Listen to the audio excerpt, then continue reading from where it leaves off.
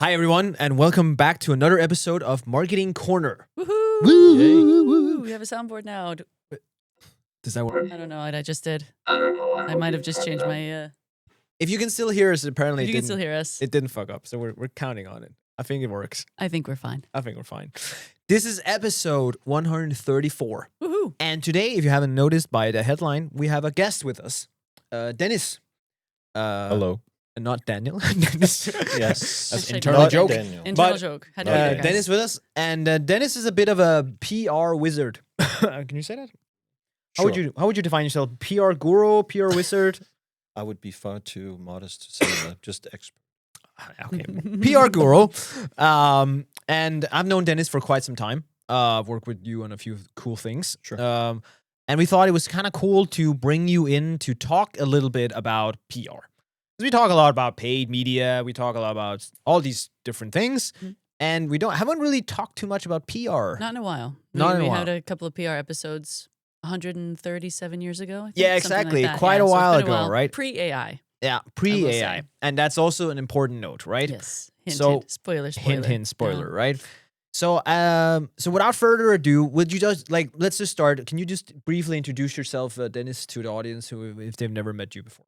Sure. Well, I have been doing this thing called strategic communications, PR, positioning, call it what you will. It's a real PR answer, that one. Yes, yes. I don't want to define myself too directly. I like to just skirt the surface. But so I've been doing this for almost 20 years now. That old. And one of the things that I've done throughout is that I've worked as a consultant, advisor, C-suite, owners, founders throughout the years. I've also been head of press, spokesperson for bigger companies. So I think I'm gonna just jump right into it, right? Because one of the things we really want to talk about is a little bit. 'Cause I don't know. Maybe I'll talk on my own behalf here. I don't feel like I know a lot about PR. Mhm. I don't get me wrong. I know the game, but it's not my forte. I don't know. Would you say? I've worked with PR agencies for the Yeah. last 10 years. Yeah, But, same. So I've never worked in PR, but I've always had really talented people who did it for me. Exactly, so right? that's my knowledge of PR, yes. Yeah, and that's the same, right? So can you, and maybe and without being like a full blown picture, but can you just how does modern PR actually look like today? Can we start there? I think that's a good way to Sure, start. Like how do you How you do you sit do a down? PR? How do you do PR? How do you do a PR? How do you Yeah. do a PR? Yeah. Exactly. Go do a PR. Yes. Go do PR. That's what they usually tell me. Just go do a PR. Go do Yeah. a PR. And then I do. I think you cannot talk about where we are today without talking about where we came from. Okay. Yeah, So, definitely. it's a very old discipline. I think Yeah. it's been around for 100 Yeah. Stakeholder management, public relations, anything. A lot of things fall into that, even public affairs, Yeah. lobbyism, all that stuff. And it's all about creating perception. And back in the day, say conventional media had a lot of power. Yes. So if So you were, when you say that, you mean traditional newspapers, right? yes, newspaper Yeah. media, Yeah. TV, radio, Yeah. whatever, and all these things, and still immensely important, meant to shape perception, shape how our society is, political influence, and all that. So I will still say to this day they're probably still as important. Yeah. As they used to be, but how you work with them and what their place in society is different now, of course, because so many other Gotcha. new media influences. Yeah, So- and social media platforms. Social media all that stuff, platforms, right? and Yeah. all, you have so many alternatives nowadays. Yeah. So it's a much more broad and complex landscape. So it used to be, if you want to put it, really want to just put it down to a bare definition. It used to be like not so much about what you had to say, but who you said it to. So Mm. if you knew how to get in contact with an editor, a journalist, you could about who you knew and what you knew. Mhm. And you would even say that back in the day it was much, because the press release was such an important tool. That was like the main Main one, bread and yes. that was the main thing, right? Yes, and Yeah. it was just that as soon as you send that out, it was, that was the main vehicle for information to share with them. Yeah. And then, as digital communication came about, there were so many other ways to do it, and so you would have the press release, you would have the phone number of the editor you wanted to talk to, and then you would network and you would do all these things. While it certainly still happens, Yeah. it's still part of it. There are so many other things today, and so you have before there was such a gatekeeper in the agency business, and there was a gatekeeper with the journalist. But now, I mean, that those boundaries have, I wouldn't say they have completely vanished. It's definitely leveled the playing yes, field quite a lot, so hasn't it? Yeah. but it also has made it such a muddied landscape. I'm so happy you say that, because that's Yeah. how I feel about it too. Because It like is- I also, when I think about it historically, I also think about you set a press release, then you send it out, and then someone would pick it up, and Yeah. happy times, Yeah. right? And then you we hope come for in the best. You hope person, for the or- best, or Yeah. you try to influence. I always had Exactly. also like, surely they must want to cover our Yes. $5 million Yeah. investment. Our you know? product launch, Our yeah. product launch, surely TechCrunch, Yeah, where we are you, changed Forbes? colors. Why Yeah. isn't this front page? Why isn't news? this front page news? Yeah, and I think as I got more involved with agencies, you learn like they don't care about that. They don't care shit. No, but that's the thing, and I think that eventually will take us to the subject matter we're going to touch upon is Mhm. that a lot of, because everything's so fast paced. Yeah. Mhm. Especially in little Denmark. Things, it's not even just day to day, it's like from hour to hour. Mhm. Yeah. Yeah, And true. and then it's also confusing. If everything is breaking news, then nothing is breaking. How do you Yeah. get through that wall of sound? That's a good point. And, Yeah. and so what we are today is that because there's so many people trying to influence and get you to listen to them or get to speak and whatnot, you have to be much more about the substance. Yeah. You cannot just be about more is more. You have to be much more selective. You have to be quality oriented, and you have to be better, do better as someone who wants to use Yeah. media, because there's simply no time. There's Yeah. also, unfortunately, less and less journalists.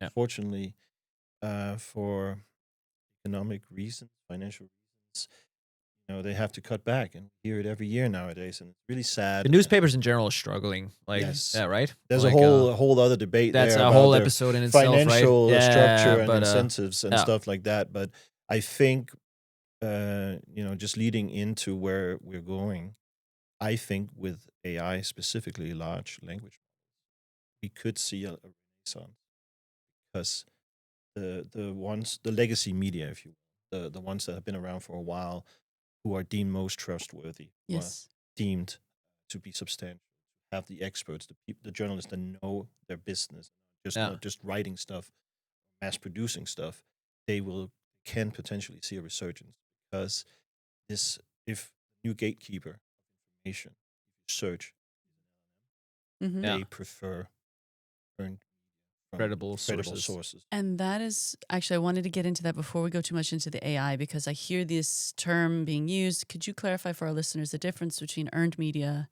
PR, the differences? Sure. How are these two things related?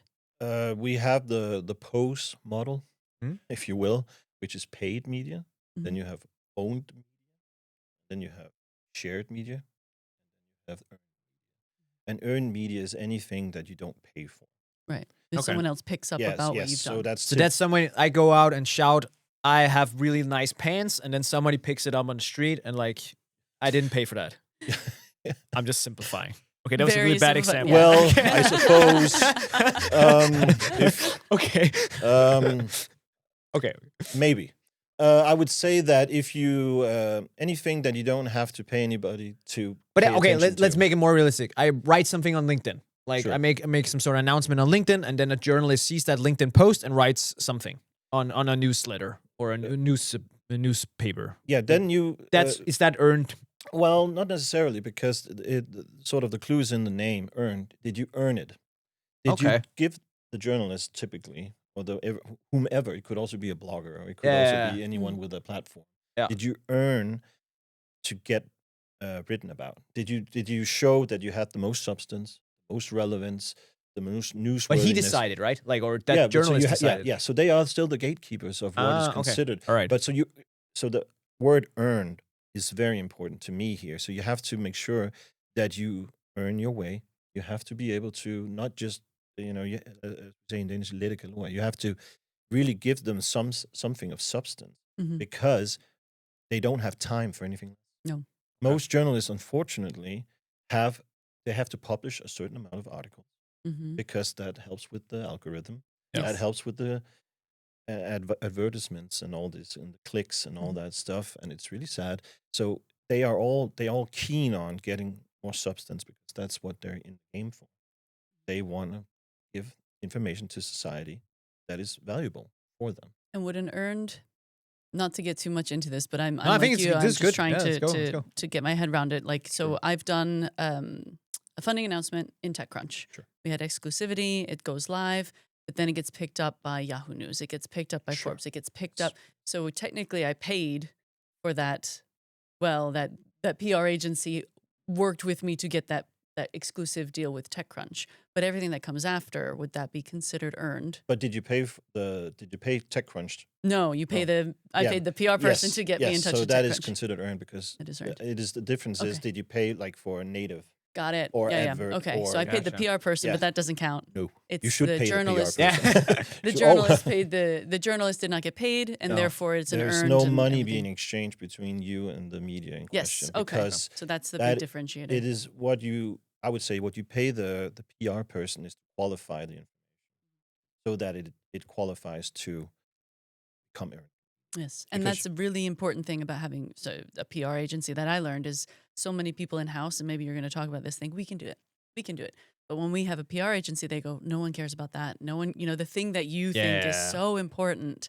They're the ones who say, actually, this is the angle. This is the Yes, angle that people yes, will care about, and I yes. think that's what you pay for, right? Is- Absolutely, you right. have to have someone call you out on your idiosyncrasies because everyone thinks that their news is front page, Mhm.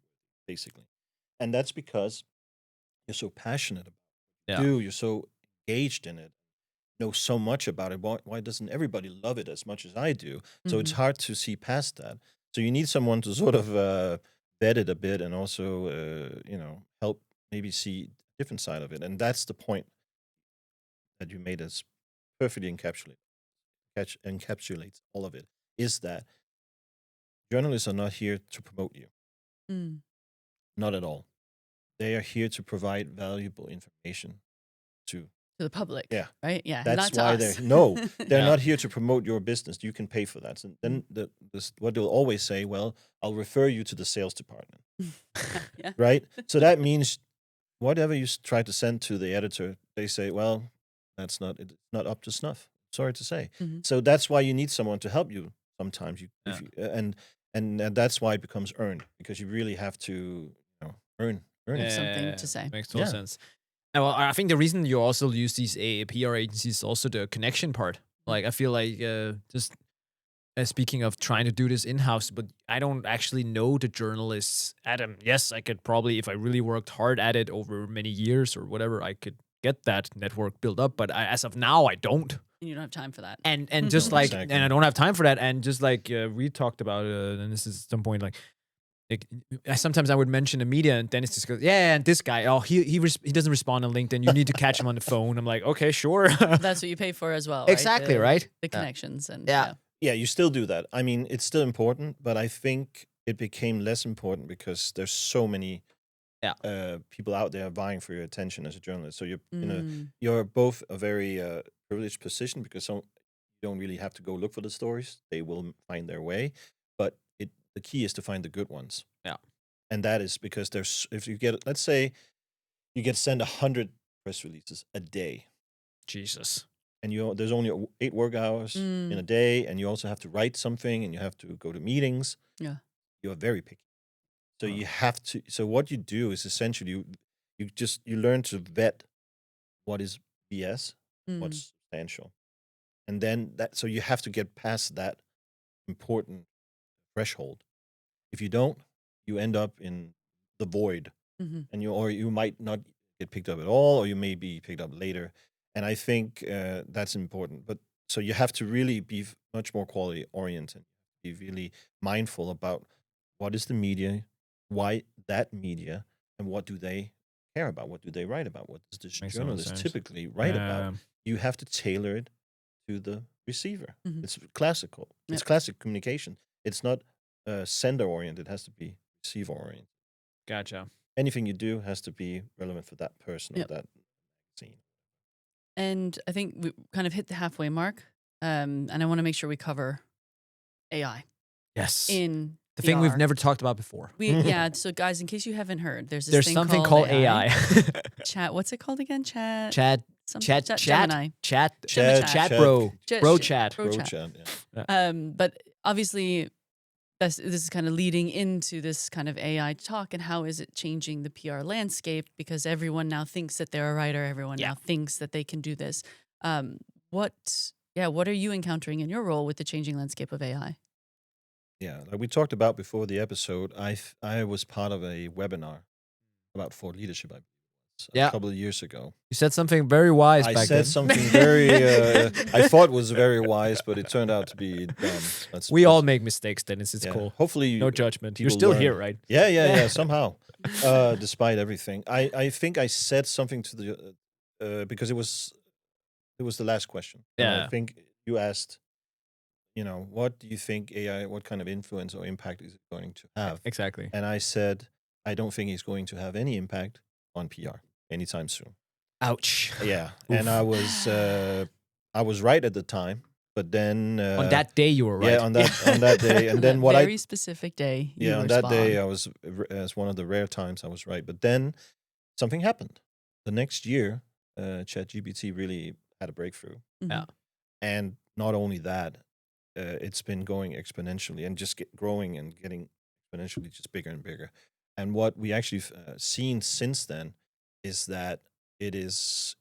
I think I did some research when we even for this episode, but also beforehand. There was very recently a report that came out that said what is AI reading, which Mhm. was from Muckrack, which is sort of a big global database for journalists. So of course there's a bit of bias, but I think the findings are still very relevant. And I also went to similarweb.com and Mhm. also TechCrunch. Right? And what they found is that I think TechCrunch said that year on year, from June 24 to June 25, there was like an uptake of about 800% AI related searches, large language. Yep. And that, of course, that's from a very low point. Yeah. But the curve is very pointing one way.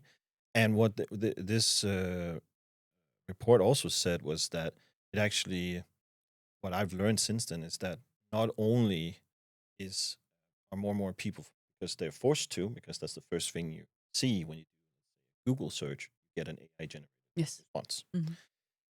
But actually, what they found is that after 500,000 prompts and more than a million citations, is about 94 or 95% of all citations across ChatGPT, Gemini, etc., is from non.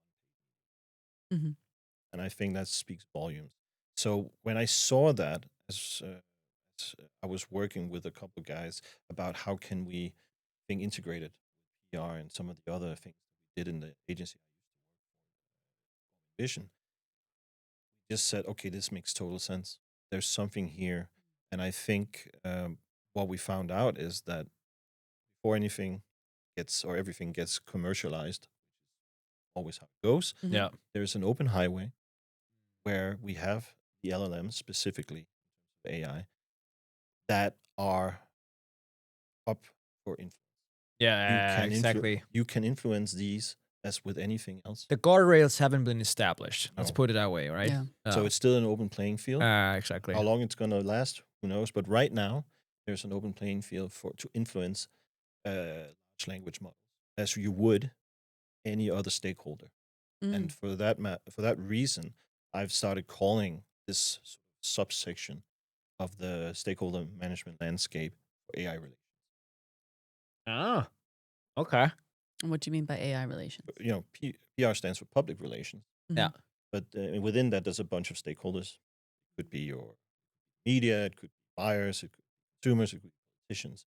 Here you have a whole entire new section or category of LLMs that you can or should try to influence. Mhm. So it's more like a bit of like a mind shift. Mind shift. Like, could you say that? Like that you used to focus on the public part of the public relations. Mm. Now you're optimizing for the AI more than you're optimizing for the other part. Is I that, w- is I that would how you say- see it? I see it more as another, just even more complex stakeholder map. Okay. You have to include this because if we assume that most people, even if they're high involvement, they know a lot about the subject matter, they might still go to ChatGPT to ask for some inspiration. Yes. Well, we did at Verdane, we did a report and we found 1 in 3 consumers Yeah. are using an LLM right now to do their search. So And then how checks that out. works, as opposed to where you have to, through Google, you have to sort of prompt and you have to search further. Mhm. It will help you, it will guide you through the conversation or the dialogue. Mhm. So it's conversational. So it's like a new way of looking at word of mouth. Yeah. And word of mouth is the best kind of promotion you can get. And I think that's a really interesting point. I wanted to kind of tap into that because I think consumers, we think this is a friendly support bot who talks to us like it's our friend, it knows us. And, Yes. and we've talked in previous episodes, like I was looking for paint for my daughter's bedroom and I asked what is good furniture paint. And they said, here's what you want for Tilda's bedroom. It knew my daughter's name because of probably other searches it had seen. So it kind of Wow. feels like I it hope that's the knows you. case. Mhm. That scares me a little bit. Yeah, But- it's scary. But it's a false friend, right? Because you can manipulate the algorithm That's to the point. right, Yeah. exactly. If you know what to do, and Yes. that's sort of what I'm sort of That's leaning the into AI is that relations. you can actually influence it because you will have a conversation as with influencers originally. Mhm. It was your Mm. friend who was on Instagram or YouTube or TikTok, and eventually that became commercialized. And now Yeah. it's sort of lost a little bit of its. we ruin trustworthy- everything. We say Yes. this on our And episodes. yes, we Marketers ruin ruin everything. We always everything. fucking ruin it. Yes, but that's the point. So here we have something that is seemingly objective because the purpose of any LLM, you can just ask. I did today. I asked ChatGPT, "What is your purpose?" Provide credible, helpful information. So if you know the purpose, Mhm. it's the same with journalists. They're not there to promote anything, No. but you still have with PR. You try to influence them to interest, Mhm. to pay attention to your specific area. Yes. In the same way. So here you have a stakeholder that will influence people's opinions or Mhm. perception of you. So you need to try to at least give it a nuanced Gotcha. of what you think, like your profession, your brand, or product, Mm. or whatever you Yeah. work with. Now, isn't this a little scary though? Because one of the things we're seeing right now, and when I advise portfolio companies on optimizing for AI search, Yeah. we say you have to write things differently. Yes. You have to write in Very a true. question. You have to write in a Exactly. conversation. Yes, So is that going to change the nature of press releases where we're now writing for an algorithm rather than writing for a human being? maybe. And does that scare No, but you? I would say one of the things I think you would be happy to know is that SEO is still very relevant. Yes. Yeah. But that's you have to think it of as more of geo. I think that's sort of a buzzword at the moment. Got something right, Jen. Yes. Yes. Yes. Yes, because it's still very relevant. But you have to realize that you need to optimize for the LLMs as well. Yes. And there's a difference between how they sort of read your information that you provide. So even though you follow all the SEO rules and all the how-to, it still might not be able to read it. You have to really start looking into what, like schema markup. And I'm not going to go into that very much No, because no. that's not really my area of expertise. But what I can tell you is that there's at least partial truth to what you're saying is that you can go down before now, you would be like, it would be sentences, key sentences. But if you want to really, really, really communicate with LLMs, it's even keyword. Mm. But so it can be that, and some do that, and there are And that's certain. kind of what SEO was as well. Yeah, is yeah. the Yeah. keyword, So, right? but yeah, well, actually, I should reverse that. I misspoke. With SEO is more keyword, Mm. but geo is more key sentence Yes. because you Yes, have to it's put more context. Yeah, context, Yeah, exactly. Yeah. context, yeah. So that's exactly how it is. That now you have to think about, how do people actually talk about things, Mhm. and Which you have is to write it all down. things considered, I kind of like that. It's not the worst. It's not just, that word. That's not the worst. At But there's least. still a hierarchy to what Yeah. the LLM believes and prioritizes. So if you are the best product, but you're not necessarily yet in TechCrunch or something, Yeah. you're still not going to show up. It still has Exactly. that SEO element, right? Yes, Of yes. winner take all. But Yes. what you actually have to do, and you actually have to think of it as what I said before with the 4 types of media: Mhm. owned, social or shared, paid, and earned. You have to use. Yeah. So you actually have to think much more integrated about your communication. and there has to be a thin red line between you. You cannot Yes. just work in silos, and that's where the idea of PRISM came from, which stands for Public Intelligent Search Marketing, which is essentially that you have to marry those two things that are usually in a silo. Yep. So you have to marry PR and SEO in order to reach. And that I'm buying 100%. Yeah. Like, It's what we should have been doing all along, right? Yes, I think and that's actually the well, thing, you right? would always, advise to thinking, integrated, Yes, because it integrated, yeah. helps. Because then you can also get the most out of whatever communication you do. Yeah. Mhm. So why would you just do something in an isolation over here and Yeah. not repeat it over here? Yeah. So what I would usually say is that you have to have a core information. Let's say it is a piece of or a white paper, or it's something you put on your website. Yeah, That's the core of the information. Mhm. Then you make let's say you try to do a story in a relevant media. Could be which actually in terms of AI or LLMs is very important, industry media, yes. because that's always very credible. Yep. It's usually very thorough, more thorough, and not just news Yeah. or clickbaity or whatever the case Yeah. may be. Mhm. So that is also very good. But then you have the story out. Then what do? You put it on LinkedIn. Yes. And then Yes. you do it again. But you don't just put the story because that links out. You put the piece that you did for the website, you put that in the post as well. Mhm. Then you start making cross references. And then if you want to, you can also do a bit of paid. Maybe you get an influencer to look at it, or you do a bit of sponsorship and stuff. Yeah. And then you hit the LLM on all four fronts. Right. And that would show it that this is not just like a flash in the pan kind. Mhm. It's something that is happening continuously, and then you have to do it with relative high frequency. And that also feeds into something, we say this every bloody episode, is the importance of your position and your messaging, right? So you have to all be saying the same thing. It doesn't have to be the exact same words, No. but you have to be conveying, has to we be. are the blank that helps Exactly. blank with blank Yeah. across all of these for that It consistency. certainly helps right? to have a core story Yes. that everyone, and then that's something which is also becoming much more prominent in modern PR, is that you have to have a core story, and you has to be. That's something else which goes back to the webinar. It's Yeah. about thought leadership. You cannot just be factual. You also have to have an opinion, Exactly. because it has to be innovative as well. Which AI sucks at. Yes. If you Yes. use AI to write these things. Yes, Yeah, it they- doesn't really have Yeah, a absolutely. You know, and Yeah. it kind of calls back to the importance of having a human being writing these Yes, things and having exactly. a copy editor and having a human, because AI is, yes, efficient. It can make things sound nicer, but it does not give an opinion. And that, for me, is the perfect segue to the next episode. We have issues with time. Yeah, no, I think it's actually perfect because, like, so we always do 2 episodes, as you listeners might know, and the next one we're gonna be focusing a little bit on like how stakeholders and thought leadership, like how essentially how do you get your stakeholders to be involved in this process? Because I also have questions on how do you tie it into all of this Yep. on us, and I think we should tie it into that.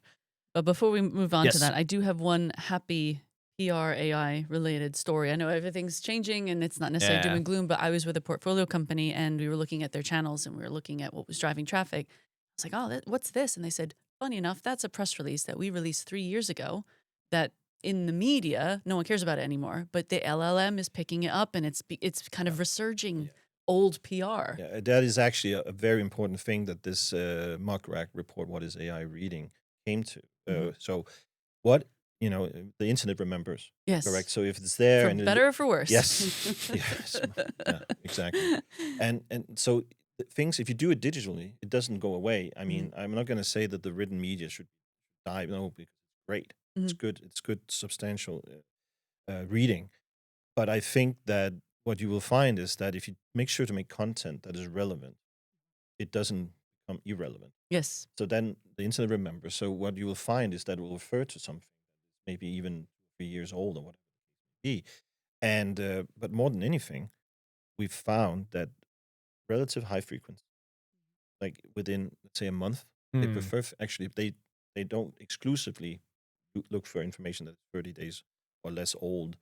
But if you do something with high frequency, it also deducts that you are not just making random post at any old random time. Yeah. You are actually someone who's an expert or try to be Mm. within a field, and because there's something just by making sure that there's a date on it Okay. and there's a name on it. Yeah. That is very good because then they can go in and look at that person. Mm. Is that a credible source? Yeah, exactly. And then you can, and why is that important? Well, because if you have to give credible, trustworthy, objective, helpful information, you have to make sure that the source is also all of these. Mhm. So if that what happened there was probably, well, it found this story from 3 years ago. It was from a credible journalist, credible media, Mhm. so it's still relevant. Yep. So that's the key to probably Yep. the value that you still don't that you sometimes forget. Mhm. Brilliant. So, with that, is there any other? No, I have some really, but I want to ask, I want to talk Twitter, I want to talk usage of all that, but I think we should save that for the next episode. Because Yeah. like I think that ties very much into how do stakeholders use these platforms today and how does that tie into PR? I think that's more on that note. I don't have too much else on AI and I have a lot, but I think I we was gonna covered say. most of it. I think What, like, can I ask you one question? Maybe. one Sorry. question. Okay. How do you Just one. how do Just you one. feel about all of this? Like not just one thing is professionally. Like how do you feel about this direction? Like do you, Well, I had a discussion actually yesterday with a good friend of mine who is a freelance journalist. Yeah. And he's very skeptical of the whole AI thing. yes. You know, and because it potentially can take a lot of work away from. Mhm. Because like you said he before, should, you can like, create, I understand why you he's can scared. make 100 articles in less than a few minutes, and Like I guess technically you could almost like just spitballing here, but you could almost like those 100 press releases that come in, you can just have an AI agent. It's like here's the things we care about in this news Yeah. department, and then pick all the press releases that come in and write articles for the ones we for these criteria find interesting.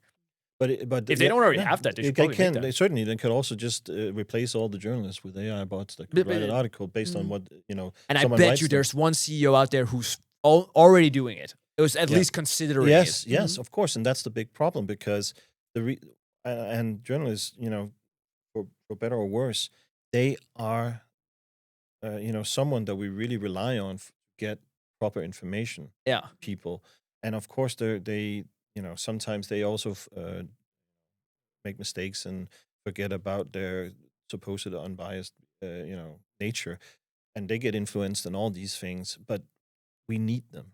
We Yeah. need them to help us decipher and also, differentiate and also sort all the information, what is BS and what isn't. Because all of these LLMs are privately owned. That's also very Let's not important to forget note. that. Yeah, no, it's a really good point. So let's never forget that. And for And a lot of American media is also privately owned. So as an American, yeah, exactly. I can confirm that that's not great. No, and as for me personally, like I said 2 years ago, I wasn't expecting much of it because is it a flash in the pan? Is the bubble going to burst before it even becomes a thing? Who knows? But what I got excited about was that it is. It depends on how you look at it, because unfortunately, I think that most companies look at AI as a chance to more optimization, do more automation, like my friend was talking about, and also doing more productivity for less. To just earn. Yeah. And I just think if you have to change your view, because this is actually, you have to look at it from as something that can actually benefit media, especially legacy media, especially the ones that have worked for maybe hundreds of years Mhm. Yeah. to become what they are. And journalists, they have a new purpose because they can be the fourth state. Yeah, Right? their credibility actually goes up. It's Yes, a little bit weird, but it's yes, kinda because what's the more happening.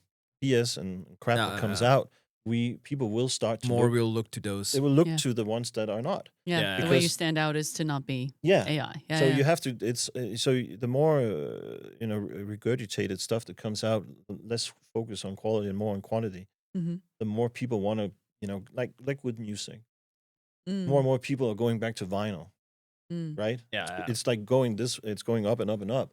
Well, why would they? Well, there's something more about the music experience than just accessibility. And on that That note, note. Thank you for listening, folks, and we'll be back with Dennis in episode 2. yeah. Thank you so much. Thank Thanks, you. guys. Bye. Bye.